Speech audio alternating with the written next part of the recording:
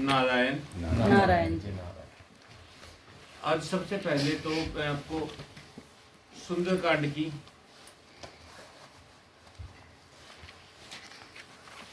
Exact इसका नाम सुंदरकांड क्यों पड़ा?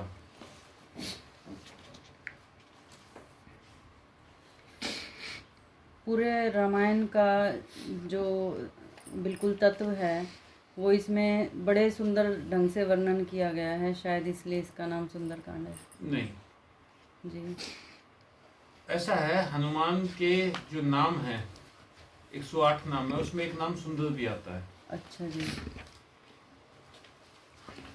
जब हनुमान जी को थैंक्स करने का तरीका था तुलसीदास का, हनुमान जी ने मिलवाया राम से, वरना भगवान राम तो चंदन लगा के निकल जाते। हनुमान जी ने कहा चित्रकूट के घाट पर भई संतन की भीड़, तुलसीदास चंदन किसे तिलक लेख रघुवीर। तो उनको रियलाइज हुआ कि सामने जो लड़के दो खड़े हुए हैं वो मेरे अपने आराध्य श्री राम, उनके छोटे भाई लक्ष्मण जी हैं। उसके बाद क्या हुआ, जब उन्होंने इसको हिंदी में ट्रांसलेट करना शुरू कर दिया, अवधी में ट्रांसलेट करना शुरू कर दिया, अवधी में ट्रांसलेट करना शुरू कर दिया, तो सारे के सारे जो पंडित थे वो सब के सब भड़क गए। उन्होंने क्या किया, आग जलाने के लिए, उसको आग जलाने के लिए पोथी को रात को उनकी कुटिया के चारों तरफ घेरा डाल दिया कि हम इसके ऊपर, क्योंकि फूसकी होती थी तो जला देंगे और जला के इसकी जान छुड़ा लेंगे इससे। तो क्योंकि जो तुलसीदास पढ़ते थे वहां तो आती थी भीड़, चढ़ावा भी वहीं आता था, बाकियों के पास चढ़ावा नहीं आता था। अब सुंदरकांड आप सब लोगों ने सुन रखा है, सब लोगों ने पढ़ रखा है जी। सुंदरकांड को थोड़ा बहुत आप समझ लेंगे, क्योंकि आपकी भाषा अवधी नहीं है, आपकी भाषा हिंदी है।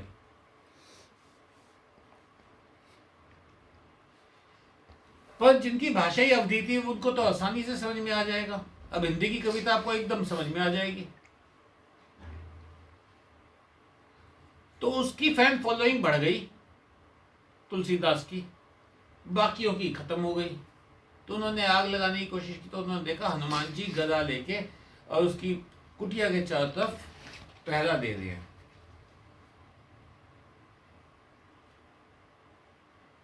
उन्हें हनुमान जी के दर्शन नहीं हुए, छाया दिखाई दी कि कोई गदा लेके घूम रहा है।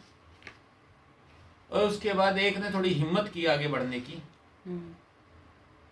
तो उसे पटक पटक के मारा गया। एक फिल्म आई थी तुलसीदास की, ब्लैक एंड व्हाइट फिल्म थी। मुझे फिल्म का नाम याद नहीं है, बट मैंने देखी हुई है, मुझे सारी फिल्म याद है।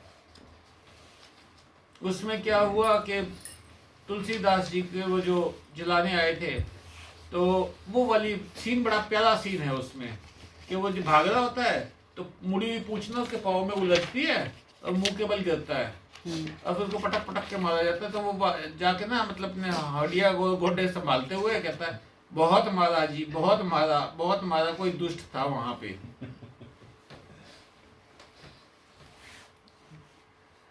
तो हनुमान जी के लिए उसने एक अलग से कांड लिखा। इस कांड के अंदर, कांड का मतलब होता है खंड, खंड, हाँ जी। इस खंड के अंदर उन्होंने सारी बात लिखी हनुमान जी से जुड़ी हुई।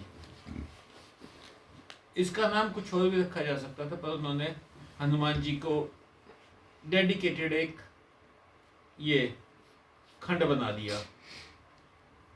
जब ये खंड बना दिया हनुमान जी जब पढ़ते थे रात को, तुलसीदास तो लिख के सो जाते थे। लाइट तो थी नहीं कि रात को लाइट जला के कर लें। तुलसीदास जी सो जाते, हनुमान जी पढ़ते थे। हनुमान जी भड़क गए। मेरे प्रभु की गाथा में मेरा जिक्र क्यों?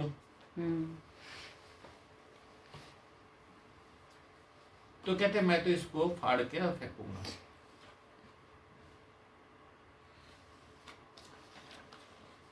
तो हनुमान जी ने जब ये करने की कोशिश की तो भगवान राम ने उसके ऊपर हाथ रख दिया। कहते ये मेरा सबसे प्रिय खंड रहेगा। इस बात का बहुत गहरा मतलब भी है। भगवान को हर वो चीज प्रिय है जो उनके भक्त की से जुड़ी हुई है।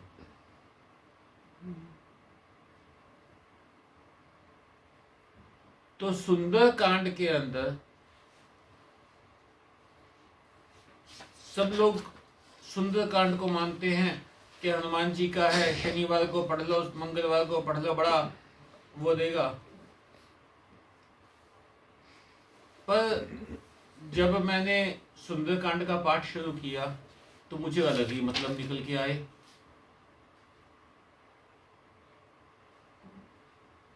मतलब इतने निकल के आए कि मेरा दिमाग घूम गया। मैंने तुलसीदास जी के चरणों में प्रणाम किया। नमन नारायण जी।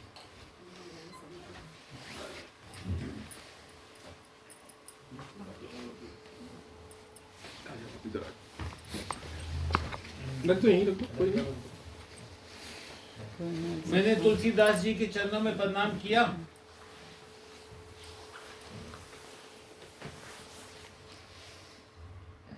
कि आपने तो अध्यात्म की रामायण लिख दी।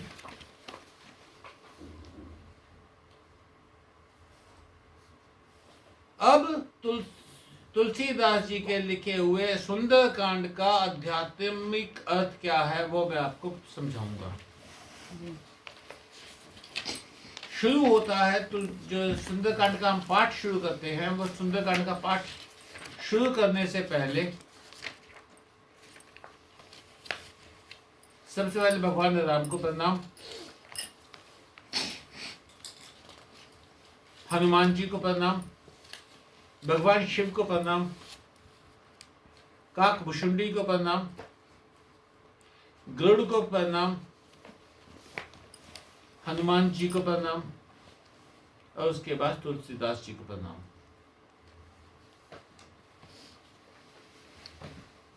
अब सुंदरकांड का पाठ जहां से हम शुरू करते हैं वो संदर्भ बना रहे तो उसमें कुछ लाइनें किष्किंधा कांड की भी दी हुई हैं।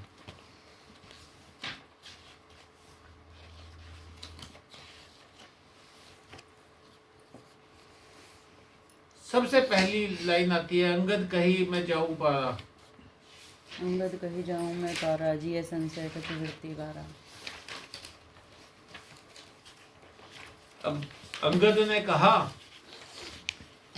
कि पार तो मैं चला जाऊंगा पर वापस आऊंगा या नहीं ये नहीं पता। इसका क्या मतलब हुआ? एक कथा आती है कि अक्षय कुमार और अंगद दोनों एक ही गुरु के शिष्य थे। अंगद बहुत पावरफुल थे, वो अक्षय को रोज पीटते थे। अंगद बेटे थे बाली के, अक्षय कुमार बेटा था रावण का। रावण ने को बाली ने अपनी बगल में दबा के रखा था 6 महीने तक। तो उधर बाप ने पीटा, इधर बाप ने बाप को पीटा, इधर बेटा बेटे को पीट रहा। रोज का स्यापा रहता, रोज गुरु जी के पास। तो गुरु जी ने एक आशीर्वाद दिया अक्षय कुमार को कि इसने अब तुझे हाथ लगाया तो ये तत्काल मृत्यु को प्राप्त हो जाएगा। उन्हें पता था कि जाते ही सबसे पहले सामना अक्षय कुमार से होगा और अक्षय कुमार अंगद को मार पाएगा। एक कथा तो ये आती है। एक तो यही है। दूसरी कथा आती है कि वहां जाएगा, सोना देखेगा तो सोने को देख के वो भ्रमित हो जाएगा। हम लोग भी भगवान को छोड़ के इस जमीन पे आ गए हैं। अब हम वापस कब जाएंगे उसमें संशय है।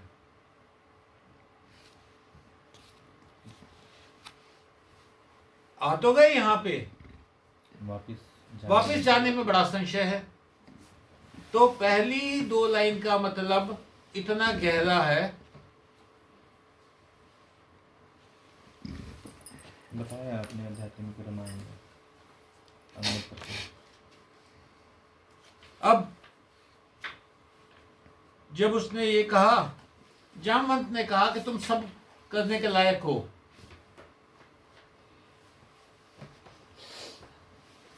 अब जामवंत ने किसको जगाया? हनुमान जी। कहते हनुमान तुम क्यों चुप बैठे हो? तुम्हारा तो अवतार ही भगवान राम के काम के लिए हुआ है। वो गुरु कह रहा है शिष्य को कि तू चुप क्यों बैठा हुआ है? आध्यात्मिक अर्थ लो। तुम चुप क्यों बैठे हुए? तुम यहां क्यों उलझे हुए हो? तुम्हारा तो काम भगवान राम के लिए हुआ है, तुम्हारा भगवान के लिए काम जन्म हुआ है। गुरु ने जगाया और हनुमान जी को तुरंत उनकी सारी शक्तियां प्रकट हो गई। आपकी भी शक्तियां प्रकट हो जाए कि आपके लिए नारायण कोई दुर्लभ नहीं है, बड़े सुलभ है। बस तुम्हें ही थोड़ा सा काम करना, थोड़ा सा मेहनत करनी है। तुम इन सब शक्तियों के साथ पैदा हुए हो।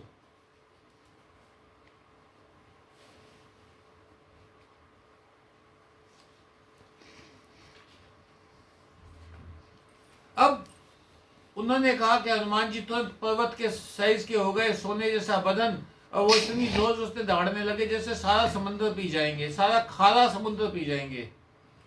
लाइन आती है, सिंह नाद करी 12 लीलई नागहु जल निधि खारा। अब खारा क्या है? ये माया है।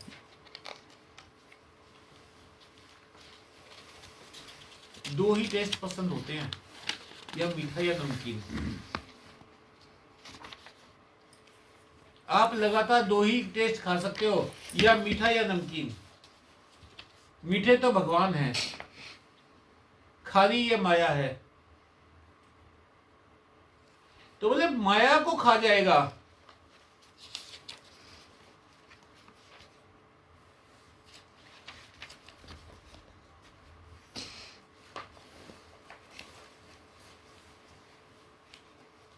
भगवान हनुमान जी ने कहा कि तो मैं वहां जाता हूं, रावण को, उसकी सारी सेना को खत्म करता हूं और यहां वापस त्रिकूट पे आ जाता हूं। जामवंत मैं सही करूंगा ना?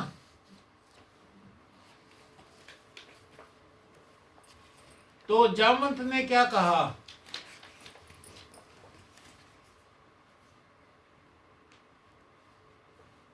तुम लोग जाके, तुम जाओ वहां पे, तुम सिर्फ सीता का पता निकालो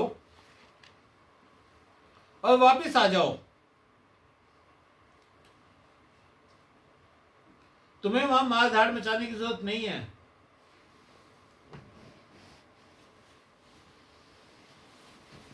अब हनुमान जी ने जब ये बात सुनी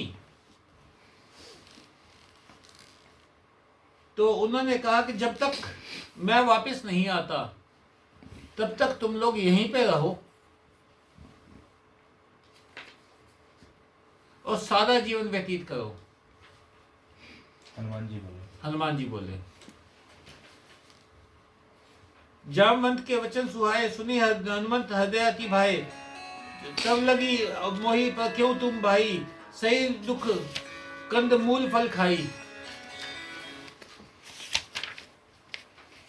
अगला पेज खोलो।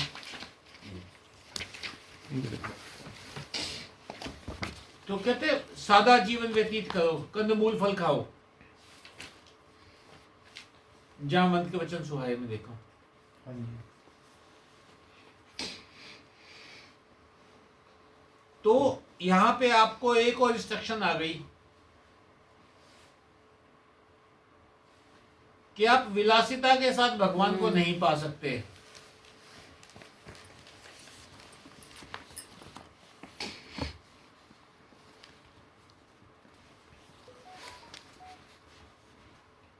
अब हनुमान जी कहते हैं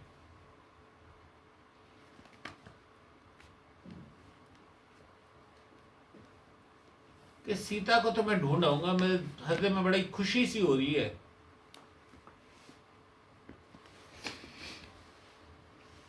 जब आपको कोई अच्छा आदमी मिलता है, कोई बड़ा आदमी मिलता है, आप दीवाने से हो जाते हो।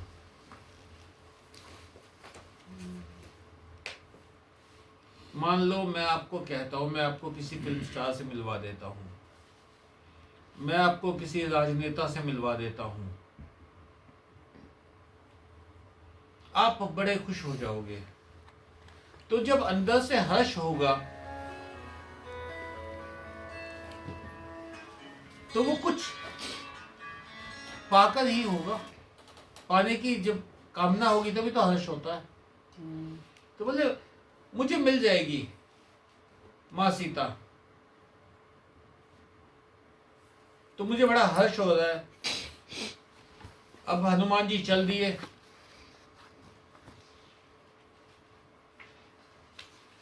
रास्ते में एक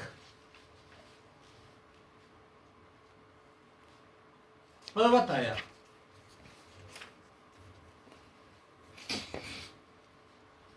सिंधु तीर एक भूदर सुंदर कौतिक कूदी चढ़े था ऊपर। एक पर्वत दिखाई दिया, एक चोटी दिखाई दी।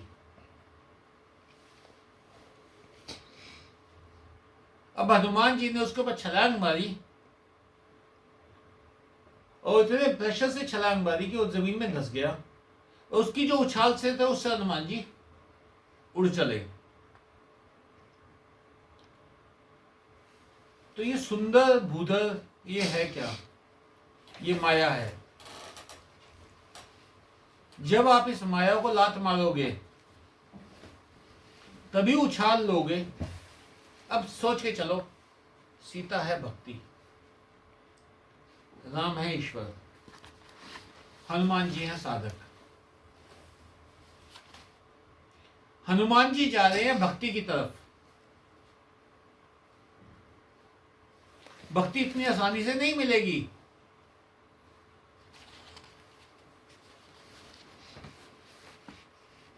हम ये सोचते हैं कि हमने माला फेरी और भक्ति मिल गई। ये आप खुद को भी धोखे में रख रहे हो और अपनी वो बड़ी बढ़ा रहे हो कि मतलब मैं तो भगवान का सच्चा भक्त हूं क्योंकि मैं रोज माला जपता हूं।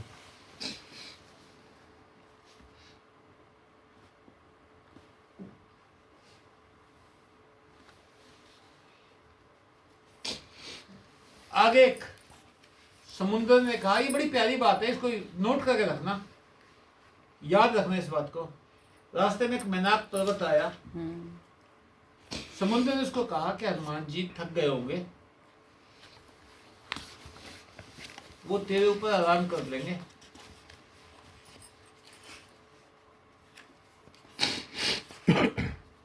पर हनुमान जी ने कहा वहां पे, पर्वत किसने भेजा? समुद्र में। समुद्र ने। समुद्र मतलब संसार। हाँ, यहाँ से तो एक ही बात लगाओगे चलो कि समुद्र ने उसको हनुमान जी के लिए पर्वत भेज दिया। पर हनुमान जी उसको छू के आ बोले, जब तक मुझे राम का काम नहीं होगा। राम का काम क्या है? भक्ति पाना।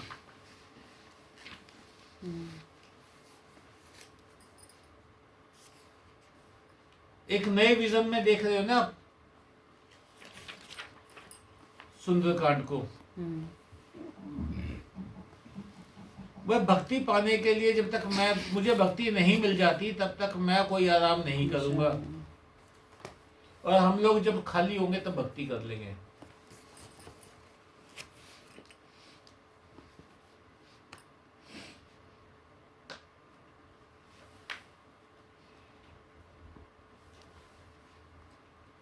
अब एक और बड़ा सुंदर प्रसंग आ रहा है। सांपों की मां सुरसा को देवताओं ने भेज दिया, बोला जा इसकी हनुमान जी की बल का, बुद्धि का, विवेक का, तीनों का अता पता लेके आया ये किस लायक है। जात पवन सुत देवन देखा, जाने कहूँ बल बुद्धि विशेषा, सुरसा नाम अहिन के माता, पठिन आई कही तेरी बाता। वह हनुमान जी से आके वो नागों की माँ सुरसा बोली, आपने देखा होगा, आप सब जानते हो, सबने डिस्कवरी चैनल पे देखा होगा, अजगर अपने शरीर से 8 गुना मुंह खोल सकता है। तो जितना सुरसा ने मुंह खोला तो वो सब नाग ही खोल सकते, इसलिए कहा कि उसकी माँ, सांपों की माँ उन्होंने भेज दी। उन्होंने कहा हनुमान जी को आके डराया। माया भी आपको डराती है कि अगर तूने मुझे नहीं संभाला, तेरे बच्चों का क्या होगा, तेरे व्यापार का क्या होगा। माया डराती है आपको कि देवताओं ने मुझे खाने की चीज भेजी है।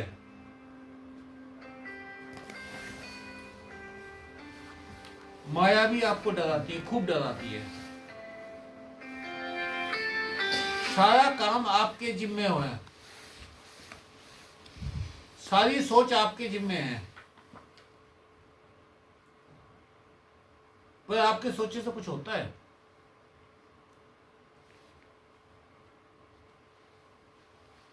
मेरे बच्चे का एडमिशन हो जाए, उसके बाद उसकी जिंदगी सेटल हो जाएगी, तो सेटल होती है? नहीं होती। फिर उसके बाद बच्चा काम में लग जाए तो जिंदगी सेटल हो जाएगी, फिर मैं प्रभु का नाम लूंगा।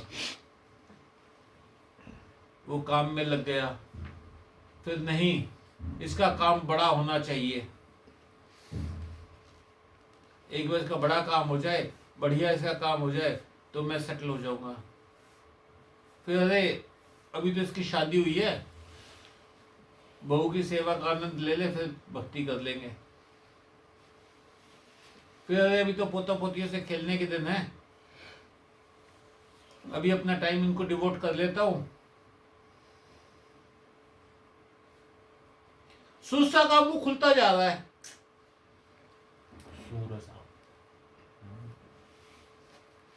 मतलब कोई लिमिट नहीं है, ख्वाहिशें पूरी नहीं होगी, ख्वाहिशें पूरी हो ही नहीं सकती। रस आ गया इसमें, मेरे सारे। आपको पता है मृत्यु के अंदर, मान लीजिए आप बहुत बीमार हो गए, बेड पे पड़े हुए हैं, आपको मृत्यु कब तक नहीं आती? जब तक आप खुद राम से नहीं कहते भगवान मेरा पिंड छुड़वा दे।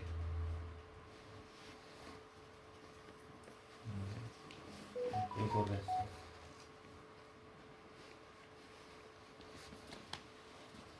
तो आप कहते ही नहीं शायद मैं ठीक हो जाऊं,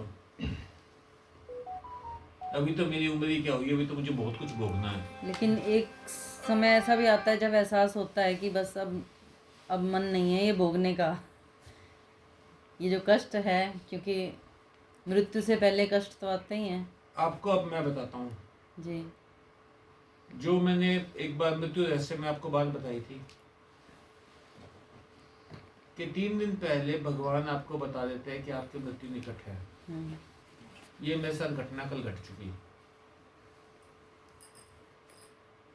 अभी मेरे मामा जी का बर्थडे था, सबसे छोटे वाले मामा जी का बर्थडे था। मैं 3 दिन पहाड़ों पे गया हुआ था, वहाँ हमारी बड़ी मामी भी आई हुई थी। वो बड़ी गुमसुम बैठी हुई थी। उनसे बोल लो तो जवाब दे देंगी, अदरवाइज वो अपनी तरफ से कोई इनिशिएटिव नहीं ले रही थी। फोटो खिंचवाने के लिए, मामी जी आओ फोटो खिंचवाओ, मंजू पीछे लगी रही उनके, मामी जी आओ फोटो खिंचवाओ, वो उठ के चली गई फोटो खिंचवाने के लिए।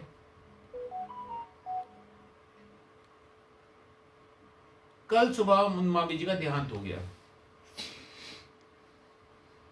4 तारीख को हम वापस आए हैं, 5 तारीख को मामी जी बीमार हुई, 7 तारीख को चली गई। तो उनको बता चुके थे राम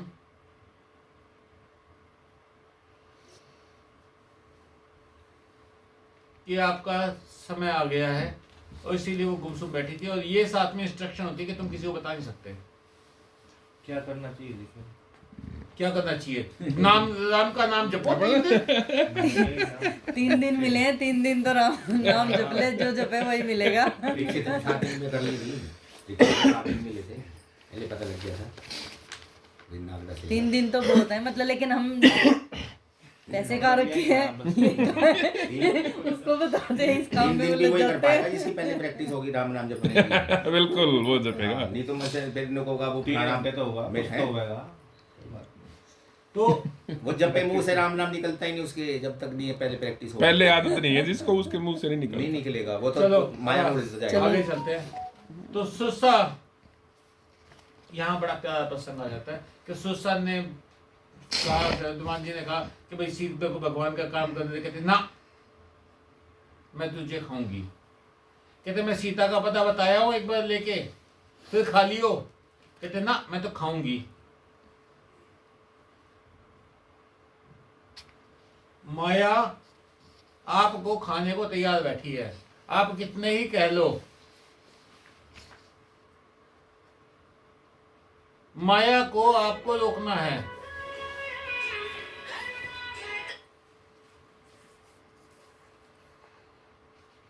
अब भगवान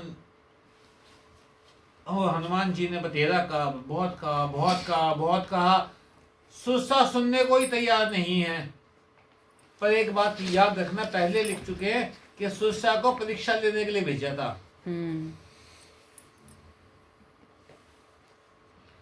परीक्षा छोटी नहीं ले रही वो।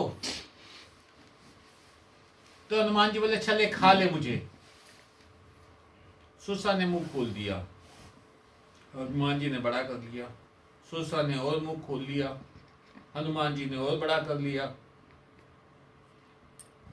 सुस्सा जितना मुंह खोलते गए, हनुमान जी उससे डबल होते गए। 1 योजन, फिर 16 योजन, हनुमान जी का 32 योजन। उसके बाद सुस्सा ने क्या किया, 100 योजन का मुंह खोल लिया। 100 योजन पता है कितने होते हैं? 400 को उसका मुंह। 100 योजन, योजन और कोस एक ही है। 100 कोस। 100 कोस 100 कितना हो गया? योजन ये लिखा हुआ जिसमें 400 कोस का मुंह किया। 160 किलोमीटर। तो समुद्र कितना बड़ा था वहां से वहां तक? 100 योजन का ही समुद्र बताते 100 हैं। योजन का समुद्र था। इसका 100 मतलब योजन का समुद्र बताते दोनों हैं। किनारे पे दिखाई देगा भाई, सुरसा ने बता मुंह खोल रखा। अब उसने मुंह खोल लिया, 400 किलोमीटर का मुंह खोल लिया। हनुमान जी ने क्या किया, मच्छर जैसा रूप बनाया और मुंह में घुस के आ गए। कहते देख मैं तेरे मुंह में से होके आ गया। यहाँ आप लोगों के लिए एक बहुत बड़ी चीज है। माया में आप विशाल होके नहीं निकल सकते, सूक्ष्म होके निकल सकते हैं। जब तक चौड़े रहोगे ना, मैं ये, तब तक तुम माया से नहीं छूट सकते। जब ये होगे ना कि हाँ मैं कुछ भी नहीं, भैया अपने तो इससे बुद्धि आई नहीं। आप लोग देखना, जब भी बहस होगी, जब भी कुछ बात होगी, सिर्फ लड़ाई इसी बात पे होती है कि मेरा ज्ञान ज्यादा कि तेरा ज्ञान ज्यादा। कितनी बार हम बहस में जो इम्पोर्टेंट फैक्टर है उसको भूल जाते हैं। जो इंपॉर्टेंट बात सामने आई वो भूल जाते हैं।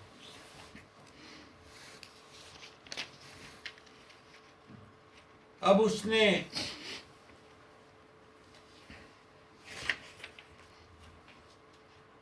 सुसा ने कहा भाई मैं सेटिस्फाइड हूं। अब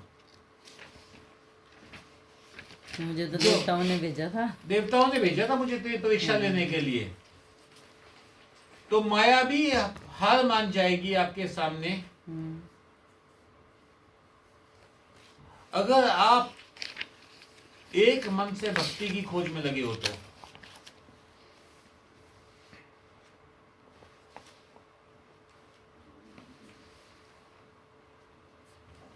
सुंदरकांड कहाँ गया बीच में से?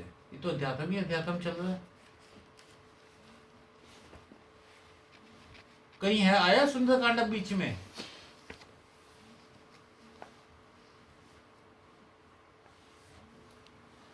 सुसा ने आशीर्वाद दिया कि तुम प्रभु का सारा काम करोगे।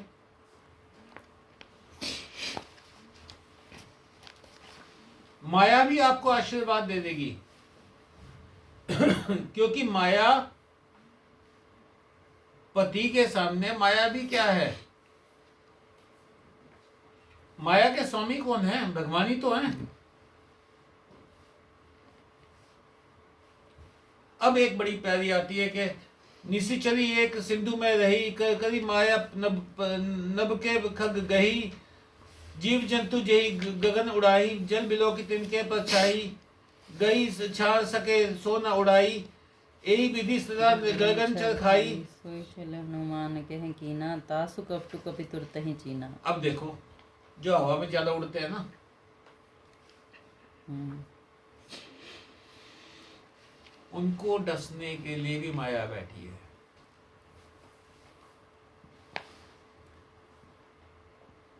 फिर वही बात आ गई कि छोटा होना पड़ेगा। जितनी लंबी उड़ारी मारोगे भैया आके तो नीचे ही गिरोगे। कितना ही उड़ लो। एक निश्चली है, एक राक्षसी है जो उड़ते को खाती है। उड़ते को खाती है। जो पहले पड़े हों उनको नहीं, क्योंकि तो पड़े ही हुए हैं। समुद्र में इतनी मछलियां हैं, इतना सब कुछ है, उनको उनके ऊपर टेंशन नहीं है उसको। जो वो तो पहले- उड़ते को खाती है। हम्म, माया की एक और पहचान।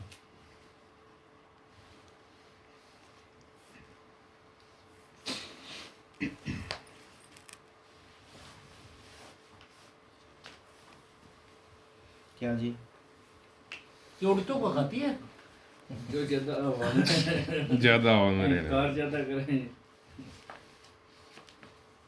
तो यही मतलब हुआ ना, कार ज्यादा करे जो ज्यादा। अब हनुमान जी पहुंचे लंका के पास।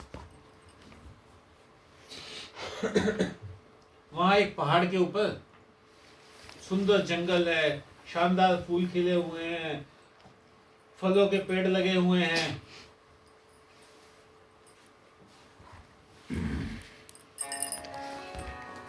अब हनुमान जी वहां रुके नहीं। एक बात पूछनी है जी। हाँ जी। अभी हमने जो किया कि निश्चरी एक सिंधु में रही करी माया नभ के खग गई जीव जंतु जे गगन उड़ाई जल बिलो की तिनके पर छाई। तो वो उड़ते हुए को खाती है।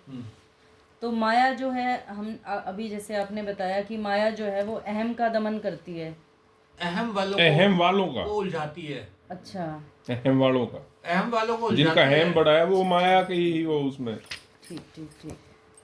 जो जितना ज्यादा अहम करता है उतना बड़ा, मतलब परछाई उतनी बड़ी हो जाती है। वो इसीलिए उसको ठीक है जी।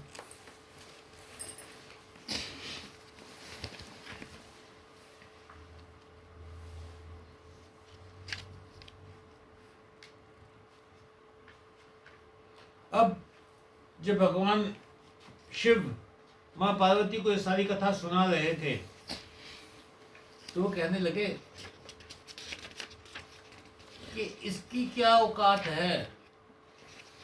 उमा प्रताप उमा न कछु कपि के अधिकाई, प्रभु प्रताप जो काल नहीं खाई, गिरी पर चढ़ी लंका नहीं देखी, कहीं न जाई अति दुर्ग विशेषी। भगवान शिव कहते हैं माँ पार्वती को, पार्वती तब क्या लगता है कि ये खुद अचीव कर रहा है हनुमान, तुम खुद कुछ अचीव नहीं कर रहे हो, भगवान ही करवा रहे। प्रभु प्रताप है। ये भगवान की कृपा है जो तुम मतलब काल को भी धोखा दे दोगे। काल का अर्थ मृत्यु नहीं, काल का अर्थ है समय। गणेश पुराण में एक लाइन आती है, कहते योगी की पहचान क्या है, कहते ना तो वो बूढ़ा लगे ना वो लगे जवान, बचपन में वो जवान दिखता है, जवानी में वो बचपन बूढ़ा दिखता है, बुढ़ापे में वो जवान दिखता है। कहते वो योगी की पहचान क्या है, मतलब उसने काल को खा लिया है, समय को डिफाई कर रहा है।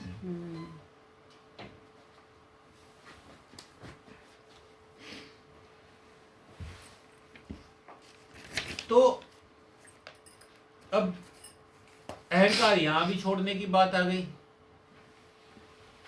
कि तुम्हारी अपनी मर्जी से कुछ नहीं हो रहा। अब हनुमान जी पहुंचे, वहां पे पहाड़ के ऊपर खड़े होकर और लंका को देखने लगे। सुनहरा परकोटा है, मनियां जड़ी हुई हैं, अंदर सुंदर सुंदर गलियां हैं, सुंदर सुंदर बिल्डिंग्स हैं,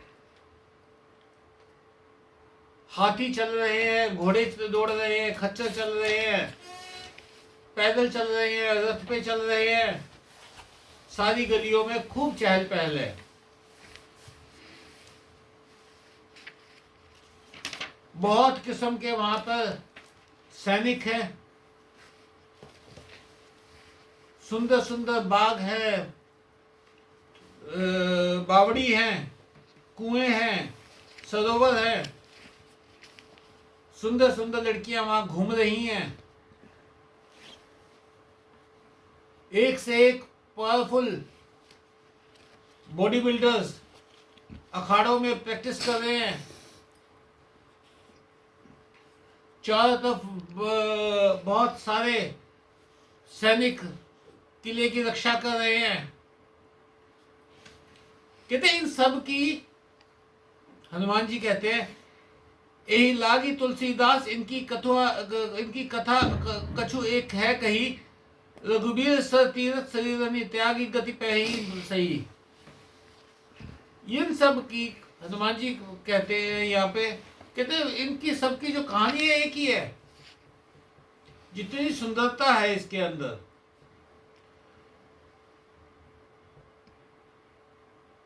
इनकी सबकी एक ही कहानी है कि श्री राम के बाणों का जो तीर्थ है उसमें मुक्ति पाएंगे ये। तो जितनी सुंदरता इस जगत में है ना, उसका भी अंत होगा, और अंत कहाँ होगा? भगवान के श्री चरणों में होगा।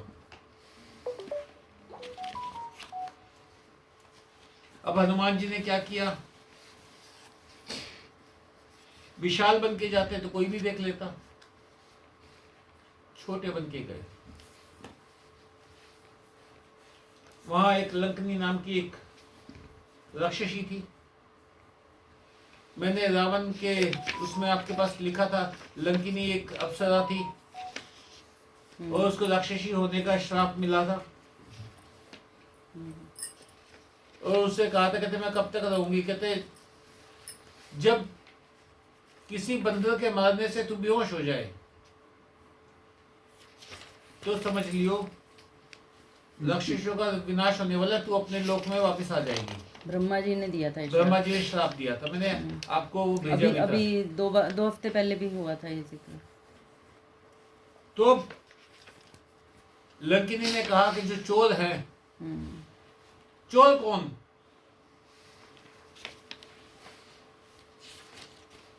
चोर वो जो दूसरे का सामान हड़पे, जो दूसरे के सामान का लोभ करे, जो दूसरे के सामान के ऊपर ईर्ष्या करे। चोर ऐसे तो कोई चीज चुराएगा नहीं। तो उन्होंने कहा मैं खाती हूं। मैं कौन? माया। अगर आपके अंदर लोभ है, आपके अंदर ईर्ष्या है, तो आपको माया खाएगी खाएगी।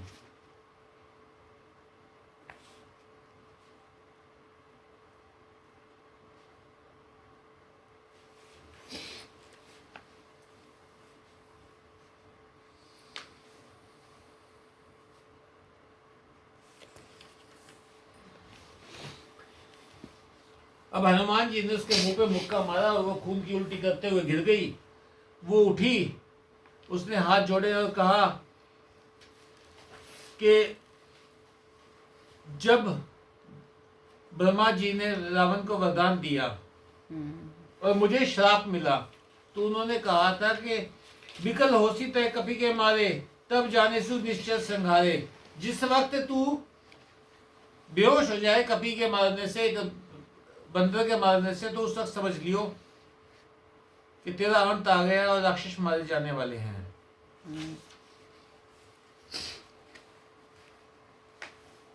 हनुमान जी चोर तो नहीं थे, तो उनके पास तो ईर्ष्या थी नहीं, उनके पास लोभ नहीं था। तो माया वहां फिर नमन कर गई। माया ने क्या आशीर्वाद दिया, तब क्या बात कही? तात स्वर्ग अपवर्ग सुख, धरी तुलाए कंग, तुलना ताही सकल मिली, जो सुख लब सत्संग।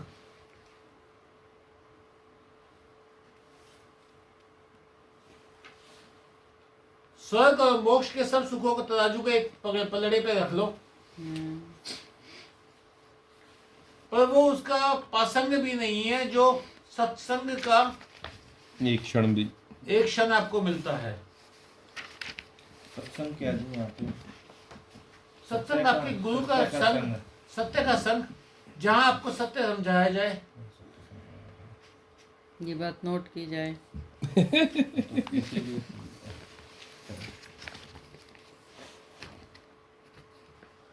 अब उसने क्या आशीर्वाद दिया? परबीसी नगर कीजिए सब काजा, हृदय राखी कौशलपुर राजा।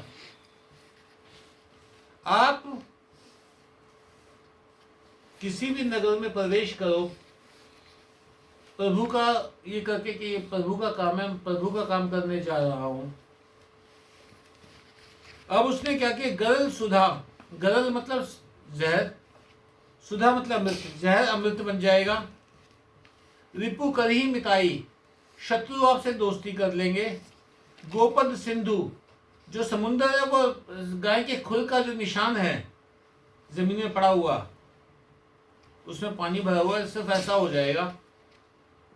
अनल सितलाई, अग्नि शीतल हो जाएगी। जब आपने माया का एक स्टेप और पार कर लिया,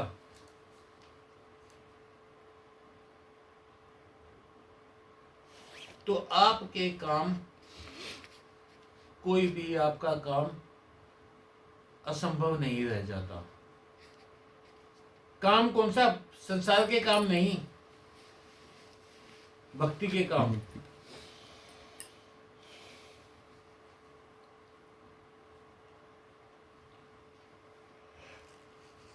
अब हनुमान जी गए, जाके देखा एक से एक महल, एक से एक योद्धा। हनुमान जी भी मच्छर के रूप में ही है। रावण के उसमें गए महल में, रावण सोया पड़ा था, पर वहां शहर किए देखा कपि तेहि, मंदिर महूम न दिखी बेदेही। अरे रावण भी तो राक्षस है, राक्षस है तो माया है, उसकी यहाँ भक्ति कैसे? वैदेही का मतलब क्या है? देह से अलग। देह से अलग। वहां देह ही देह दिखाई नहीं है उनको।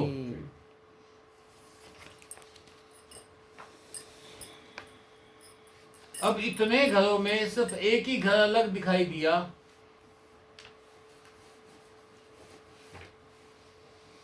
जिसके ऊपर भगवान राम के आयुधों का, भगवान के आयुध कौन से हैं? जो माया को काटते हैं, नहीं, माया को काटने वाले, राक्षसों को मारने वाले, नहीं, माया को काटने वाले। वो आयुध क्या है? वो है जप और तप।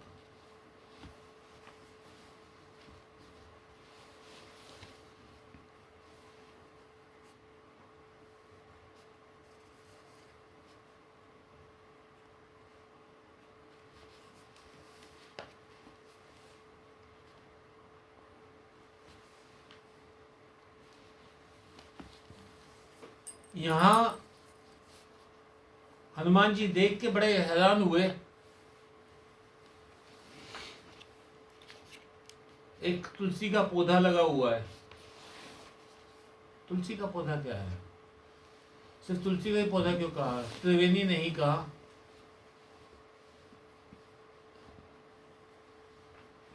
कहते हैं मरते समय मुंह में तुलसी का पत्ता डाल दो तो मोक्ष हो जाता है। क्यों हो जाता मोक्ष? तुम तो भगवान कृष्ण के भक्त हो, अनन्य भक्त हो। भगवान कृष्ण को कोई भी भोग लगाते हैं, तुलसी डालते हैं उसमें। तुलसी डालते हैं उसमें, शुद्ध हो जाता शुद्ध नहीं होती। पारा होता है वाह। इसमें। नहीं, कुछ नहीं होता जी। आप उन सब चीजों में मत पड़ो, ठीक है। सरल रहो कि भगवान का भोग, भगवान भोग तभी लगाएंगे जब तुलसी पड़ी होगी। ऐसा एक कथा में आता है। तो जब तक तुलसी नहीं पड़ी हो तब तक भगवान भोग नहीं लगाएंगे कि भगवान मेरा भी भोग लगा लो, मुझे भी खा जाओ, मुझे भी अपने अंदर संभालो, इसलिए तुलसी डाल देते हैं।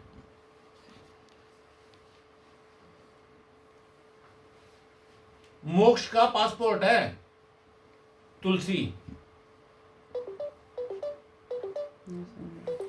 नहीं समझे? भगवान ने वरदान दिया था तुलसी को कि जब तक तुम नहीं होगी तब तक मैं भोग नहीं लगाऊंगा। तो भगवान कृष्ण का जितना भी भोग लगता है उसमें तुलसी अवश्य पड़ती है।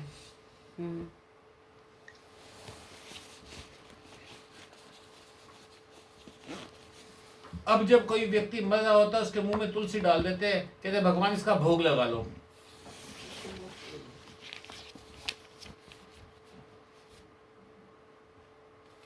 तो एक किस्म से तुलसी को पासपोर्ट माना गया मोक्ष का। और ऐसे ही कि यहाँ पे मोक्षदायिनी इसके पास है, इसलिए हनुमान जी उस घर में घुसे। साधक उसी घर में घुसता है, उसी घर में घुसना चाहिए साधक को जहां उसको लगे कि यहाँ मुझे मोक्ष मिल सकता है।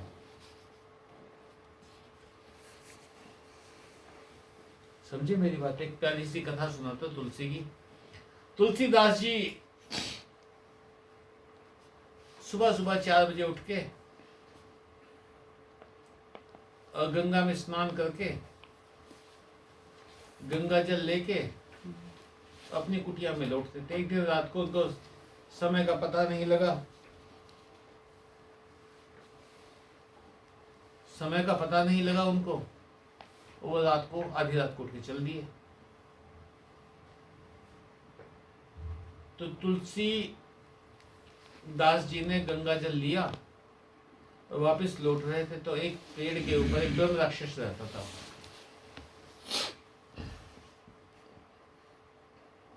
अब तुलसीदास जी अंधेरे में उस पेड़ से ठोकर खा के गिरे, गंगा जल हाथ से छूट गया और तुलसीदास से जाके टकराए, पेड़ से ब्रह्म राक्षस से जाके टकराए। उसका मोक्ष हो गया।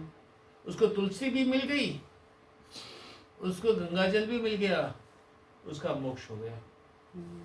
मोक्ष होते हुए उसने तुलसीदास जी को कहा, कहते तुमने मेरा मोक्ष करवा दिया, इसके लिए मैं तुम्हें एक चीज बताता हूँ जो तुम परेशान हो रखे हो। जब तुम राम कथा कहते हो तो एक बूढ़ा सबसे पहले आके बैठता है कथा में और सबसे आखिर तक बैठा रहता है, उसके पाँव पकड़ लियो, हनुमान जी है। वो हनुमान जी है। जहाँ राम कथा होगी हनुमान जी वहां आ जाएंगे।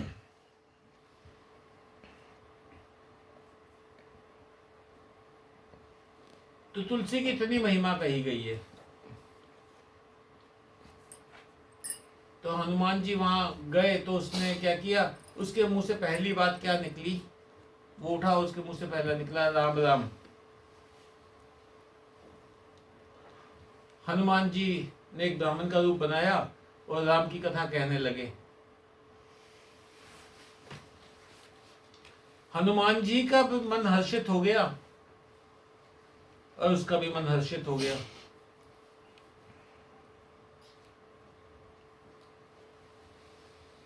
पहचान क्या है राम नाम की, पहचान क्या है प्रभु के मार्ग की, आप में आनंद उतर आएगा।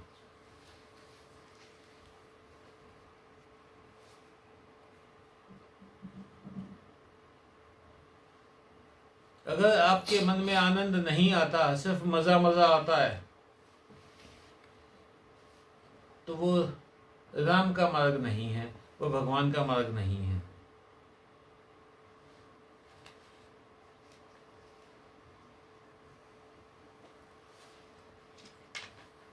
हनुमान जी ने कहा, कहते जो उठ के ही राम राम कर रहा है कोई साधु ही है, और साधु नुकसान नहीं पहुंचाएगा। साधु का अर्थ भगवा कपड़े वाला नहीं है, जो साध ले। जिसने सब कुछ साध रखा हो।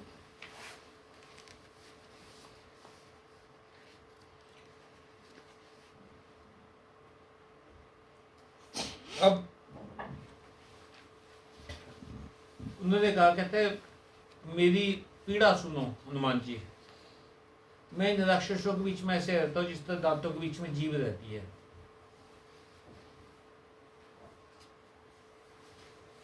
सारे काटने को तैयार है, यानी सारी माया मुझे डसने को तैयार है।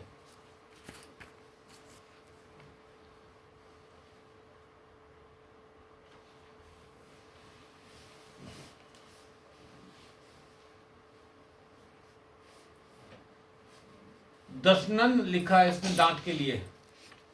क्यों लिखा है दशनन? जो डसने को तैयार हो।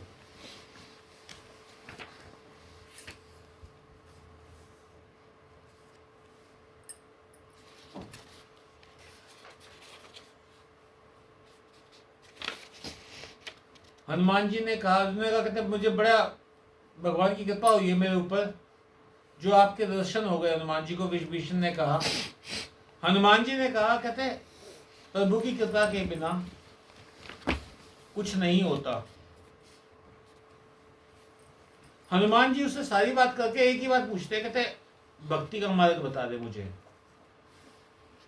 साधक का यही काम होना चाहिए कि वो भक्ति के मार्ग को ढूंढता रहे, भक्ति का मार्ग पूछता रहे।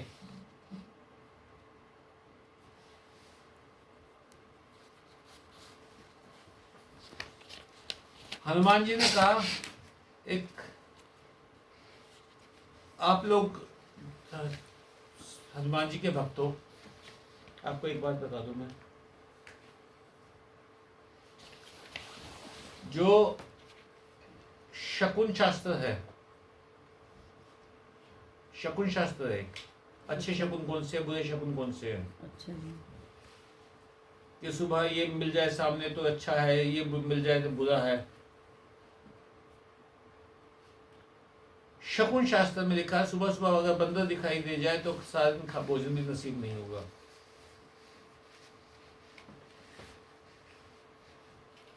शकुन शास्त्र की। तो हनुमान जी कहते हैं, कहते अरे कृपा की है प्रभु ने, तभी तो यहाँ आया हूं मैं।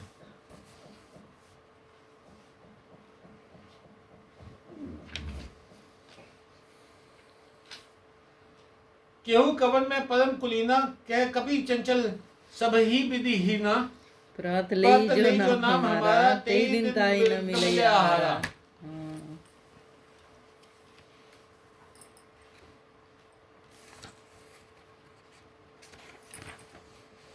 पर सुबह सुबह हनुमान जी के दर्शन हो जाए, उनकी मूर्ति के दर्शन हो जाए तो सारा दिन बढ़िया बीतेगा। क्यों? बंदर में और हनुमान जी में क्या फर्क हो गया? क्योंकि वो राम के साथ जुड़े हुए हैं, भगवान के साथ जुड़े हुए हैं, तो वो शुभ फलदायक हो गए।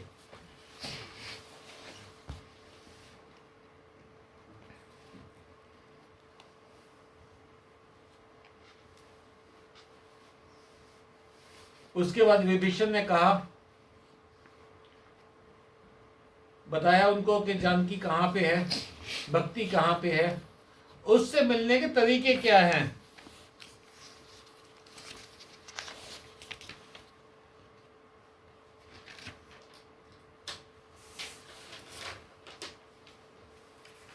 जुगति विभीषण सकल सुनाई, सारी की सारी युक्तियां बता दी वहां जाने के लिए, पूरा मार्ग बता दिया। अब हनुमान जी ने विभीषण के ऊपर कृपा की कि विभीषण ने हनुमान के ऊपर कृपा की? ये दो साधक हैं, दोनों एक दूसरे का मार्ग प्रशस्त कर रहे हैं।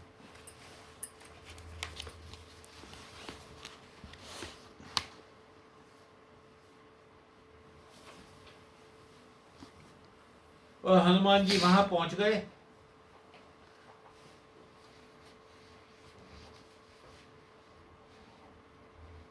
जहां पर भक्ति का निवास था।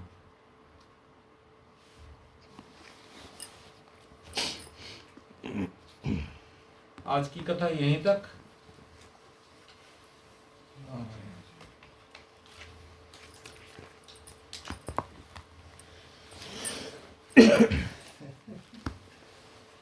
बंद कर दो इसको।